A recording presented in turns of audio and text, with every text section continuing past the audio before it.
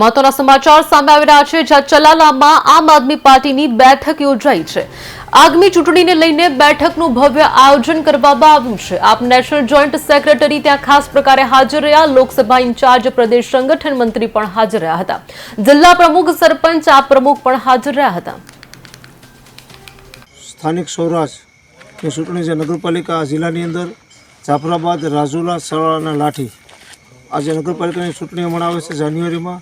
એના અનુસંધાને આજે અમારા રાષ્ટ્રીય પાર્ટીના જોઈન્ટ સેક્રેટરી ભાઈ શ્રી ગોપાલભાઈ અને અમારી ટીમ આજે લાઠી મિટિંગ કરી હતી અને અહીંયા મુલાકાત માટે આવ્યા હતા।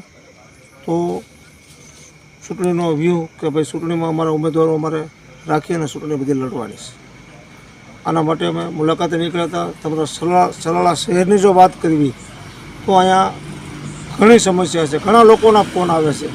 આ બધા રાક્ષસો કોરકોલીને નગરપાલિકાનો કબજો જમાવીને ખાઈ ગયા છે અને આખું વેરણ શેરણ કરી નાખ્યું છે। પશુ દવાખાનું હોય, આવડા મોટા સલાલા સિટીમાં શિક્ષણમાં વિચાર તો કરો 11-12 ધોરણનો હોય, પ્રાથમિક શાળાના બાળકો મીઠાપુરમાં અભ્યાસ કરવા જાય। આથી બીજી સલાલાની કમનસીબી શું કહેવાય, તો દાન મહારાજની ભૂમિ છે।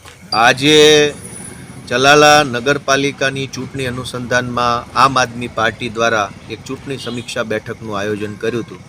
આ બેઠકમાં અમારા આગેવાન શ્રી ઉપેન્દ્રભાઈ વાળા, અમારા લોકસભાના પ્રમુખ શ્રી કાંતિભાઈ સતાસિયા, નિકુંજભાઈ સાવલિયા સહિત અમારી ટીમના તમામ હોદ્દેદારો ઉપસ્થિત રહી અને ચલાલા નગરપાલિકાની ચૂંટણીમાં આમ આદમી પાર્ટી તમામ સીટો ઉપર ઉમેદવારો ઊભા રાખી પૂરી તાકાતથી લડે અને નગરપાલિકાના પ્રમુખ બનાવે તે બાબતની રણનીતિ નક્કી કરવામાં આવી છે।